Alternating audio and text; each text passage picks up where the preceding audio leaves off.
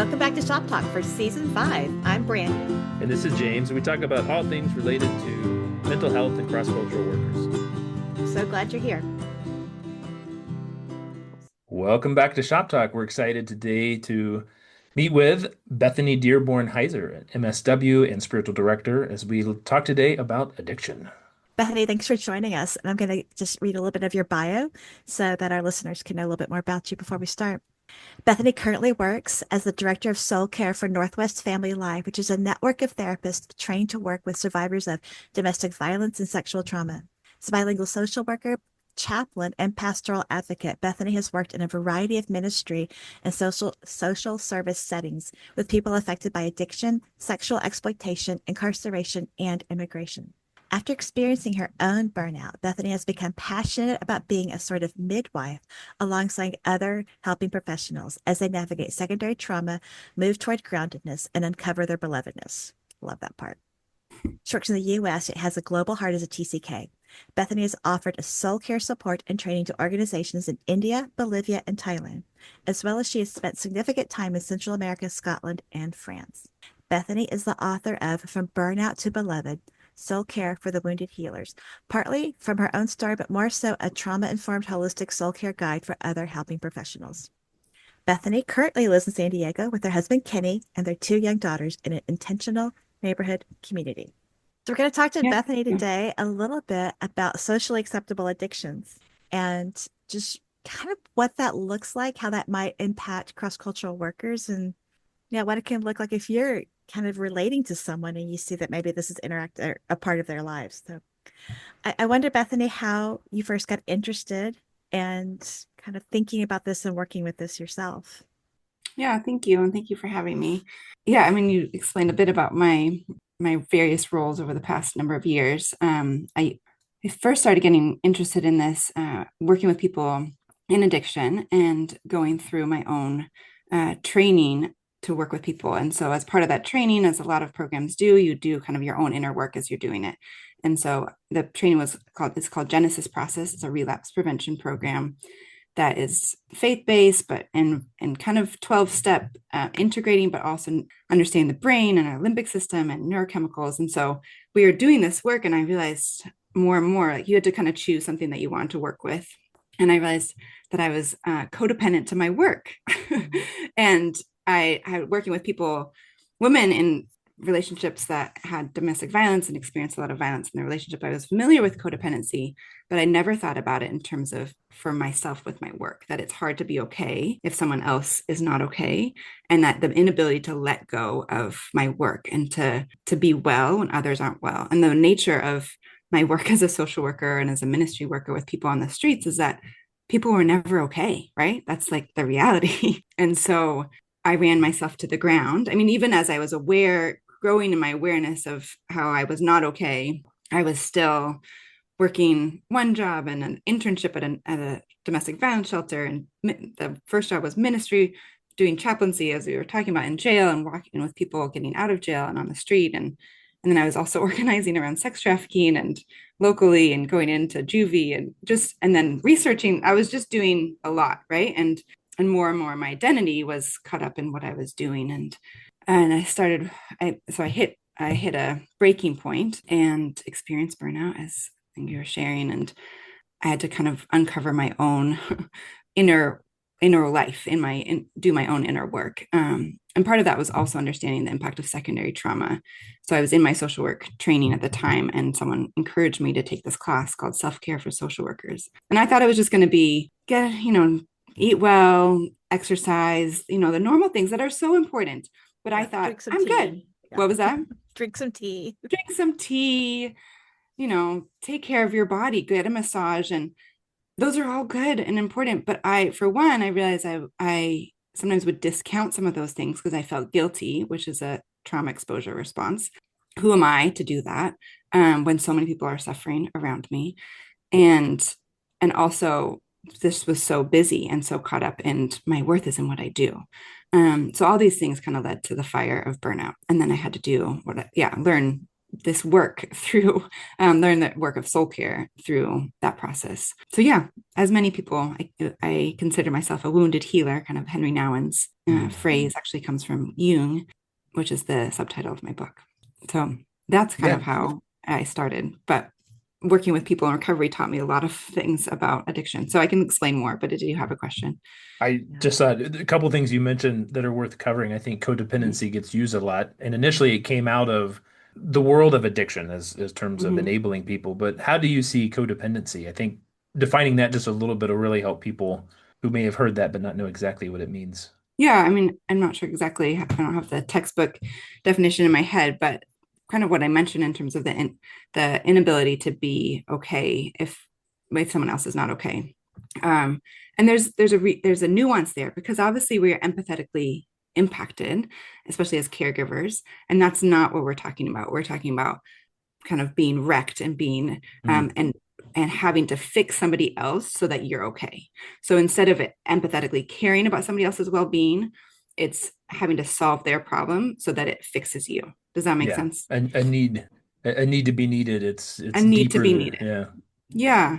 Yeah. And so you can see how that leads to unhealth for yourself, but also for those you're working with. And it can be done in the name of love. And yet it's really Mm, not healthy or helping for another person. Like sometimes we had to say we can't want change for someone else more than they want it for themselves. Like you kind of have to let somebody do their own work, accompanying them. But when I was overextending myself, we call it codependent rescuing. When I was overextending myself, it wasn't always helpful for the other person, let alone for my own well-being. right. On the outside, it looks good. Like, well, look how much she's working. Look how much Yeah, she's that's right. doing. But it's just Totally. tearing you apart inside. Yeah. And I mean, some of our staff meetings, we would talk about different people we were working with. And sometimes the conversation is, oh, yeah, I drove down to the trauma hospital last night to accompany this person. My girlfriend got her boyfriend, we worked with gang members, got shot. And you kind of like one up each other with your hardcore stories Right. instead. And it's not that there's not love and good and compassion and God's invitation in those responses. And yet, am I doing that because I need to feel needed? Or am I doing that because it's so uncomfortable for me to watch someone else suffering and I You want to touched on fix it? something interesting too, that part of the codependency is what you get out of it too. Like them being okay helps you to be okay. Totally. Mm. Which is kind of gets to the root of any addiction is that it's trying to help you feel okay, and we get stuff out of it, and so you Hmm. can't change addiction without acknowledging what benefit it's doing for you. I mean, my husband and I were talking about this other day. My husband works as a medical resident, and he talks about working with people addicted to nicotine, and he talks about the benefit that you get from smoking cigarettes, that you can't invite somebody to change their behavior without also acknowledging how it serves them. And so inviting people to think, if you give this up, what are you going to give up in addition? So going outside for a smoke break, connection with other people. And so that's really core for any addiction is what other benefit does it have for you? And how can we address that as well? So You just had a quick drop about your book too. I wonder, you mentioned that kind of your own experience led you to write the book. Do you want to just talk a little bit about that? Sure. So I never set out to write a book. I mean, my husband actually still jokes that for a long time, I was working on a writing project and I wouldn't call it a book. And he said, "How many pages is your writing project?" He's like, when can we call it a book? So I was right after I started learning about secondary trauma. I took it, actually asked the teacher for self care for social workers for permission to bring the material to my two workplaces. Her book is called Trauma Stewardship, and it's excellent as well, talking about how secondary trauma affects us. And so I started doing trainings on secondary trauma with my colleagues of just, we need to talk about this. And I developed it and continue to develop it. And basically my book started through workshop material, and it kept getting bigger, and my packets were ridiculous. And so like I was doing trainings for other organizations I knew in Seattle, and so I started, then people were like, can you add more of your story? And so it just kind of evolved over there. So it started as a resource for people who are in similar situations and working with similar populations with crisis and trauma, and kind of the book that I needed when I wasn't doing well. So I weave together spiritual practices and recovery lens, trauma informed, and really rooting ourselves in beloved, in our identity as people. We have to know that we have worth and value and live and move out of that place. Trauma removes that sense of value. Yeah, I mean, I would say it covers it. I love, I think it's Teresa of Avila who talks about how there's a dark cloud kind of, or this Hmm. like blanket over our core self, but our core self Yeah. is still good. It's made in the image of God, and yet we need the work, this inner work of uncovering, removing that cloth, so that we can shine and love each other more wholly. And it's not that our core self is wounded, but we have these parts of ourselves that are affected. So I mentioned internal family systems in our initial chat, and that's been a very helpful framework for me to understand that we have parts of ourselves that that operate and that are affected, and that we have to, that are burdened by things in our lives. It's also helpful to understand addiction. So, because they talk about, are you familiar with internal family systems? I know. Yeah. Okay. But they talk about they call it firefighters. So addictions are firefighters. They protect our nervous system by soothing or distracting the parts of ourselves that have gotten activated. So they put out that fire, but the origin of the problem doesn't go away. So these parts that are momentarily soothed, are called exiles, and painful emotions that carry burdens from being wounded. So such as shame, worthlessness, grief, loneliness, neediness, all those big emotions that can get activated so often. I was looking through your Substack earlier, and you had, which I would recommend our listeners follow you, your Substack, and go to your website because they're fantastic. And I was looking through one of the quotes that you had recently was about, I can reference it later, but it was about, living out this belovedness. And if Mm, you're not, you're going to love people with the same woundedness that you have if mhm, you're not looking at, the patterns that develop in your life. It's something, I'm not doing it justice. I'll say it later.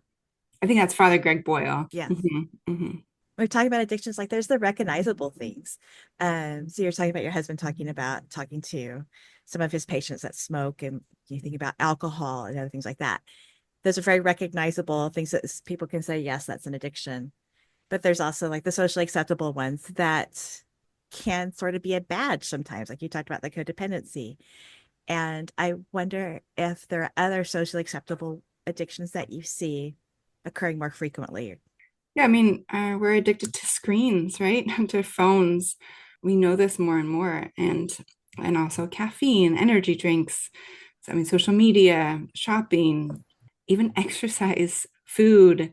So the trick is that often socially acceptable addictions aren't in themselves unhealthy, and yet if they're controlling our lives, they can lead to further health challenges and burnout, and just disconnecting ourselves, covering over that core self.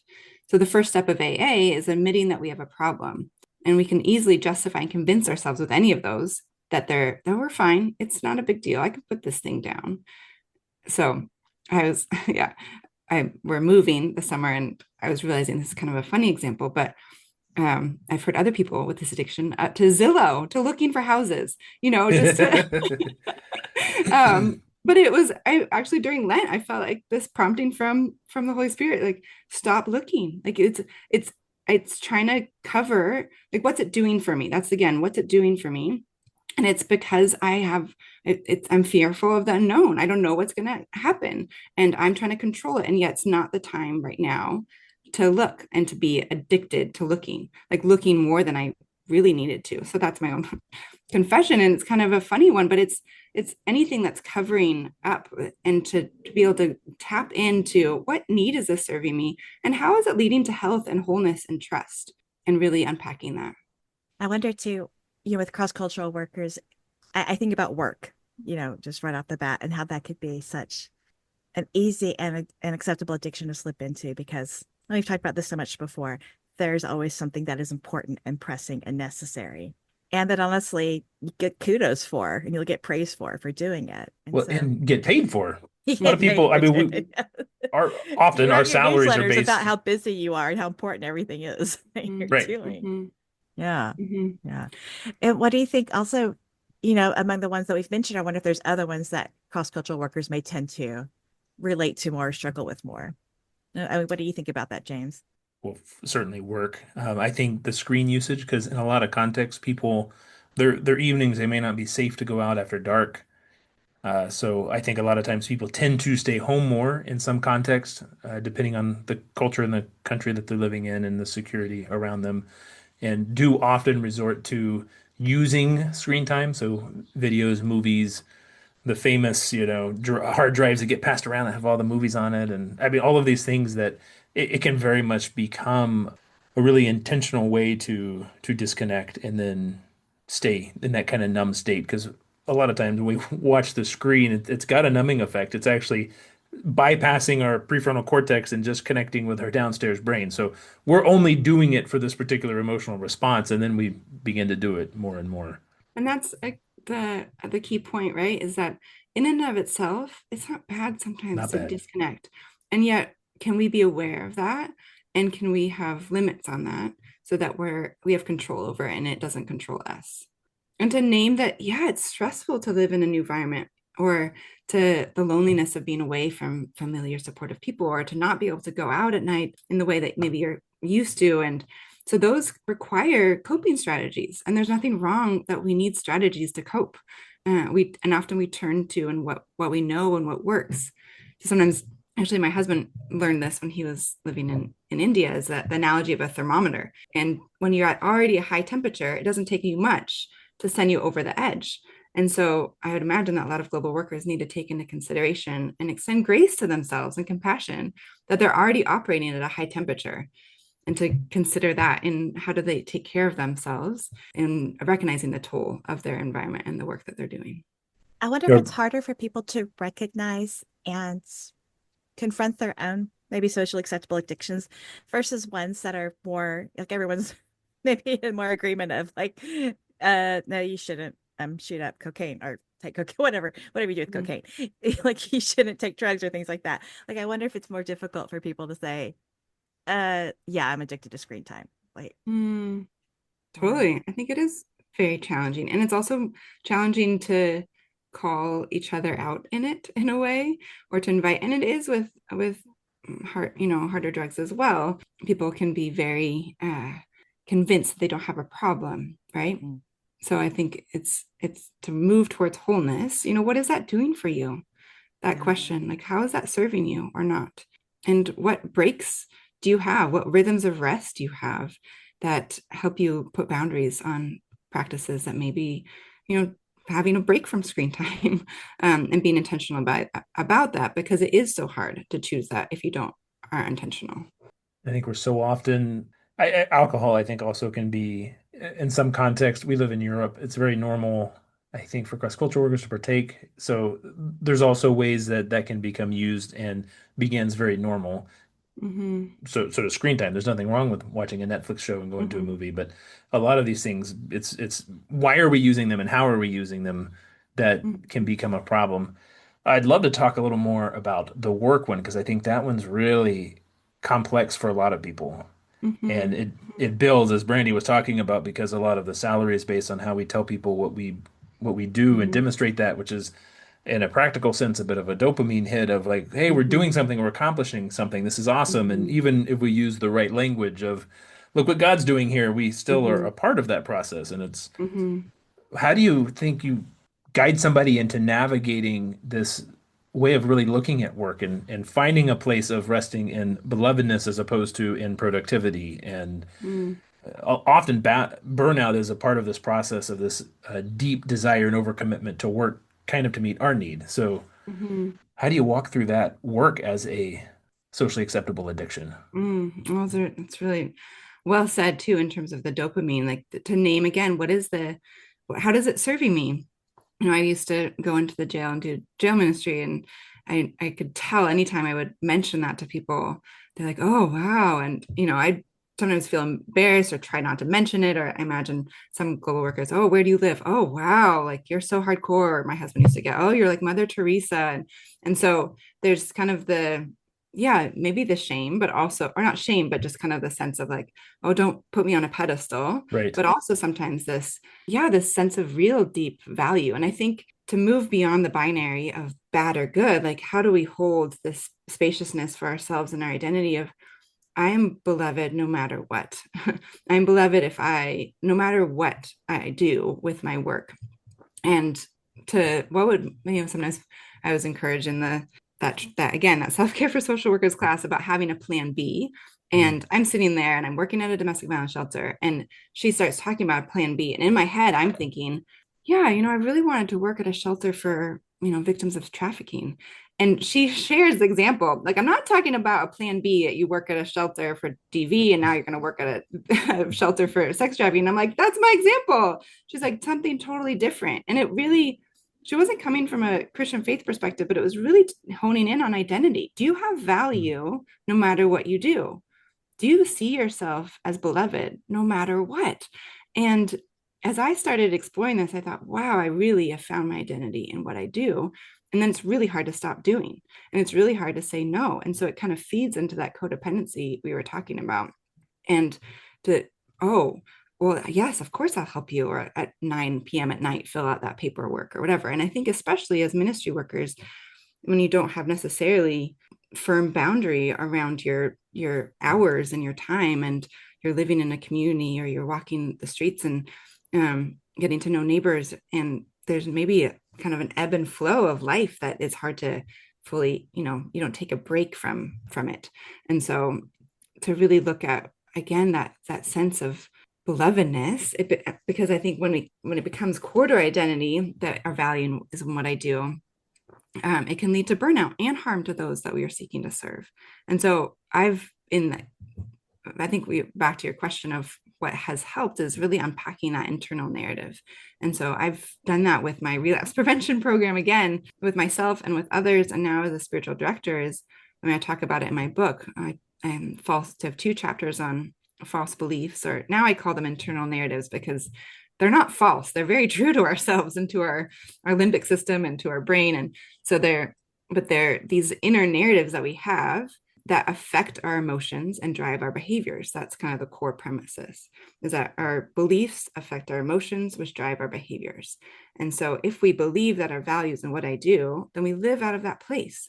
If I believe that I have worth no matter what, then I move and live out of that place. And it's not like a one fix all, right? Like, it's coming back to that over and over and over again. And it's the rhythms of rest. It's returning. I have a whole series in my Substack on returning to our soul home. And what are the practices that help us return throughout the day? The morning, starting our day, returning at midday. I mean, there's a reason that monks have these practices and of rhythms of prayer. And at the end of the day, how do I return again? How do I let go? The Ignatian examine. How do I look back through my day? Where did I experience God? Where did I experience the lack of connection to God? Where did I experience connection to myself and the lack of that? And I think sometimes when we're exhausted, it's really hard to choose those practices. And so instilling them when we're maybe at a place of consolation helps us in moments of desolation and when we don't have the energy for it. But to continue, it's like our brain knows. Like, now I have some practices that my body knows I need that. And I have a little labyrinth, actually, a little finger labyrinth that I do at the end of the day that's really helped me to focus, because I'm usually like, oh, I'm too tired, I don't want to journal, but it's helped me to focus and look back over my day, come back to literal center in God in the middle of the labyrinth, and then, okay, ask for the grace for the next day. So that's one simple practice that I do. Could you walk us through, like, particularly think of one of those kind of false beliefs that might be common for cross-cultural workers, particularly as it relates to work, and a little bit of this identity and how it leads to kind of addictive behaviors? And then walk us through, what does it look like to really challenge that and begin to live out of that differently?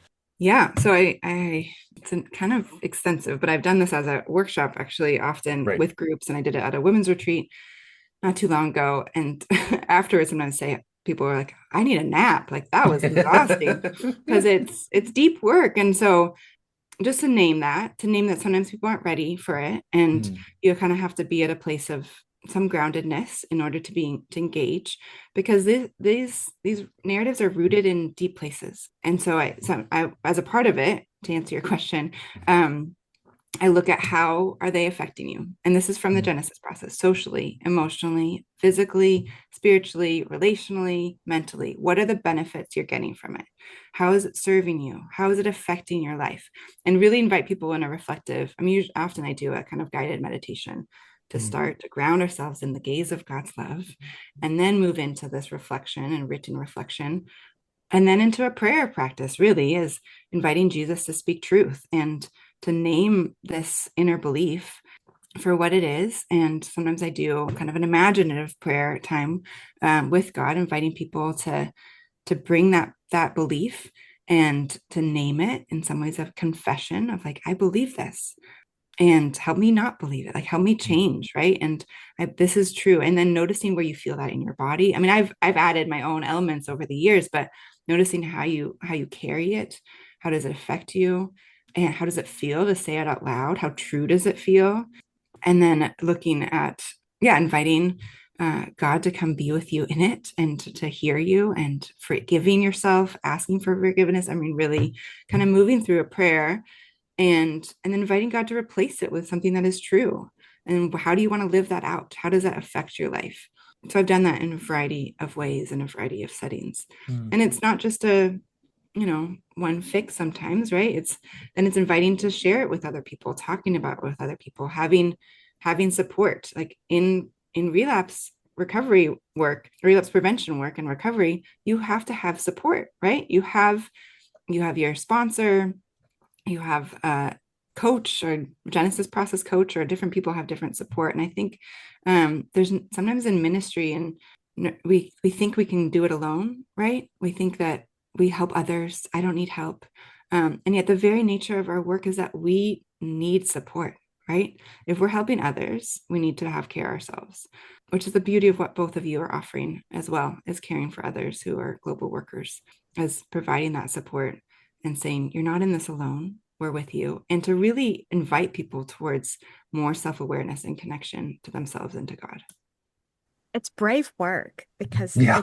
it's really a difficult thing to look at Mm-hmm. that. And you mentioned the rootedness, like some of the stuff that we carry with us. It's all been with us for years and stuff. But like you mentioned, it's rooted.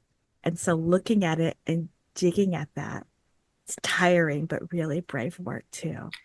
Yeah. And yeah, going to the origins. And sometimes I say, you know, have grace on yourself with what you have the capacity for right now, in this moment, and that there's layers, like a labyrinth. Mhm. There's layers of awareness, but often the beliefs that we have come from wounds that we received when we were younger, or from generational trauma or generational issues. And so, there's this one for me. I have worth in what I do.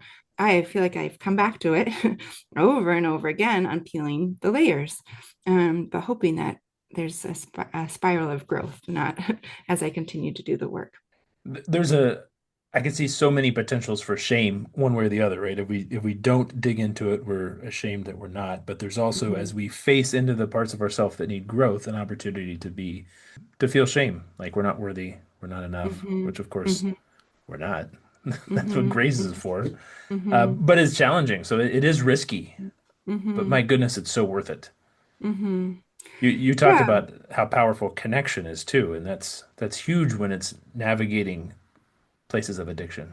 Mm-hmm. Totally. And I think what's really been beautiful as I've been leading this work for the past number of years now is that, like, I lead soul care groups, and just led what I called a From Wounds to Wisdom Lenten closed group. And so it was this, I put people in triads and invited them to share their socially accepted addictions, and then to do work over the past 8 weeks. And we realized we're not alone, right? Like when I go through a list of internal narratives or false beliefs, sometimes people joke, wow, can I check off every one of them? And that's kind of the reality is that we are not alone in this. We share a lot of these same beliefs. Like we live them out in different ways. We have our own unique flavors, but Mhm. we are not alone. And so we need each other. And I think that's the beauty of a recovery community, is that people come together and say, I'm struggling with XYZ and I need help. And so I think the more that we can cultivate that in the church, in church communities and ministry settings, of it is not it's not expected to be without wounds. It's not expected to not be have our own inner work. We have our work to do, and that's part of the job. And if you want to be well on the field, or if you want to be well in the work, and move towards wholeness for yourself and those around you, then it requires doing this inner work. It's part of the job. That's what I Yeah. tell all the therapists and ministry workers. I was like, this is part of your job. So Trevor Hudson says everyone sits next to their own pool of tears. So mm, includes mhm, ourselves as care providers. And part of mhm, our role is to discover the language of tears. mhm, If our listeners are kind of wondering, like, oh, are there some socially acceptable addictions that I've been living with that I haven't, really looked at? Are there some signs or some indications that maybe there's something in your life that you're addicted to that you can look at and think, like, okay, maybe I need to look at that a little bit more closely? yeah, I mean, I think one is a quick litmus test of, can I put it down? Can I live Mm. without it? You know, Lent is often for many people is a good way to get a sense of that. Can I go without it and choose something different? What else do I have that I turn to? Or and noticing when you're turning to it. And I think it's just that pause sometimes of, oh, I really want to disconnect right now. I want to turn to Netflix, or I'm on the screen, and just noticing awareness, right? Becoming more aware of why we're doing what we're doing. And oh, I actually have a real need for connection right now. And that's why I'm scrolling social media. And this is not serving the purpose.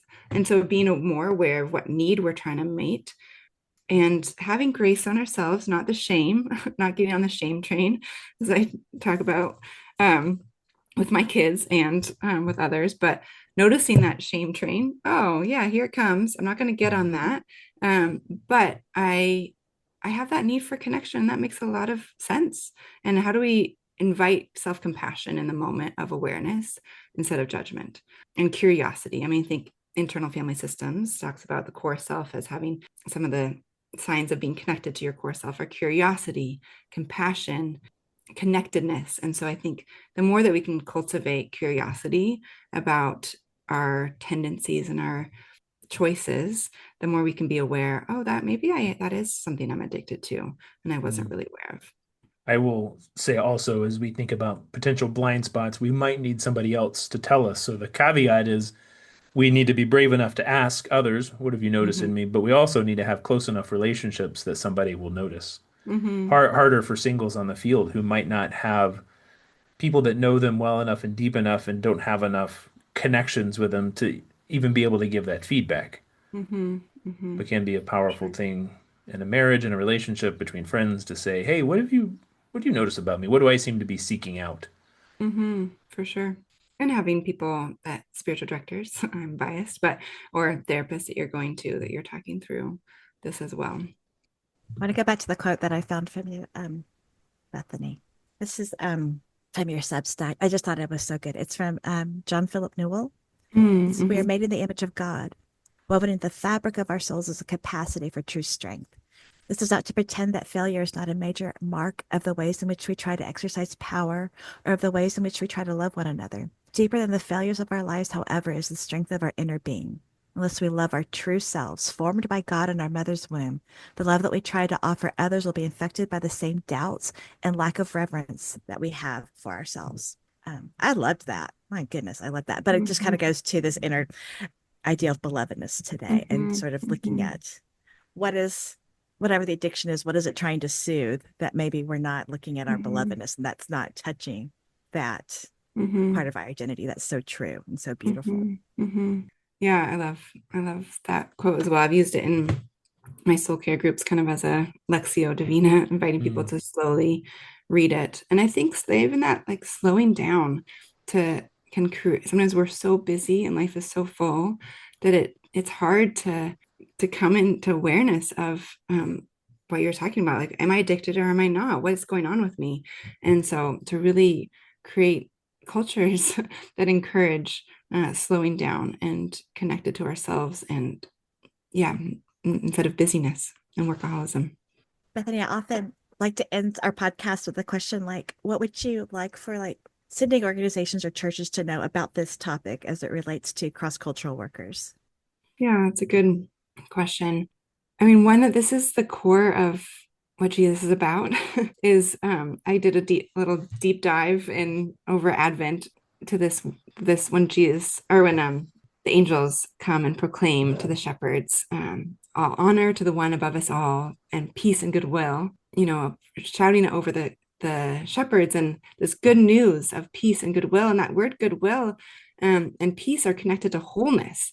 And so I thought that was beautiful, then I looked at other translations, and in Isaiah, the Message, I think it says the Prince of Wholeness, that Jesus is the Prince of Wholeness. And so this is part of that we get invited to do this work, of integration, of befriending the shadow, of coming into wholeness and healing. That's what salvation is, saved, whole, heal, and delivered. It's this whole physical, mental, spiritual, relational work. And that's the work of the gospel, the work of Jesus. And so how do we invite that and model that in ourselves and recognize that really, instead of othering, well, I don't have that addiction, but really that all addictions have are trying to do the same thing. And so to have more of compassion and understanding that they're all trying to block and numb and cover wounds and the challenges of internal and external burdens that we carry. And so the more that some people just have more wounds and significant wounding, and they use stronger stuff to deal with that. And so just inviting kind of a commonality of how can we be in this together and move toward health and wholeness and create cultures that do that and foster that for each other. Which is God's redemptive process in us, is moving towards Mm-hmm. wholeness. And it's something that'll take our lifetime. Mm-hmm. So it's not like there's a point, and once I hit this point, I am now, living into wholeness. Mm-hmm. So it's No. more about being in this journey If we of don't reach it. Mm-hmm. experiencing God's redemptive process alive in us when we do the hard work of moving towards wholeness. Definitely. Yeah. Bethany, would you have any other resources? And we're going to link your book and your Substack and your website in our show notes. But would you have any other resources related to this topic that you'd recommend? Yeah, I mean, I mentioned the book Trauma Stewardship by Laura Van Lipsky, and then also the Genesis Process Relapse Prevention Program. They have trainings for lay people, but also they have something called the Change Group, which is geared for churches to become safe places for hurting people. So it's inviting people to do this inner work, and to do work around addiction that is not necessarily just drug and alcohol. So, and it can include that, but it's not necessarily just focus on that. So I would encourage people there's so many good resources out there that can invite more reflection, as well as, I have some guided meditations online, and there's so much, beauty of podcasts that you are offering, as well as other online resources that people can access wherever they are to be led in self-reflection, examine, pray as you go. App has the examine as a part of it. And so sometimes it's helpful to be led in practices to help us slow down and reflect. Just invite people towards that compassion, towards the wide shores of mercy. Greg Boyle talks about it, that we mess up and it's okay, but can we, or we have our stuff, and how can we just be welcomed on these wide shores of mercy, of extravagant love of God, and to live and to receive that, and to receive the gaze, as the Ignatian practices encourage, to just dwell in the beloved and allow ourselves to receive, because sometimes that can be really hard, but to really receive this extravagant love of God and move out of that place. Well, there's a mic drop. Right. That's it right there. Thank you, Bethany. Mm-hmm. Yeah, it's been great to have you on. Thanks for your time today.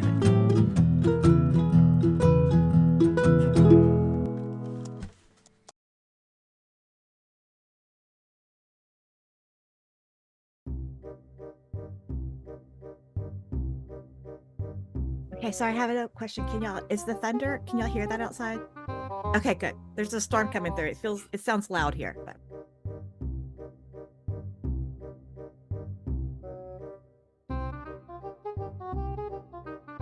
She's got me by 11 years, but I'm her boss. Yeah, every time we talk, yes. Okay. All the times Brandi and I talk over each other, we go ahead and take that out. Welcome back to... sorry. Here we go already. Edit that out. Trevor We talked Hudson over says each it. other. There we Yeah, go. we did. Stop it.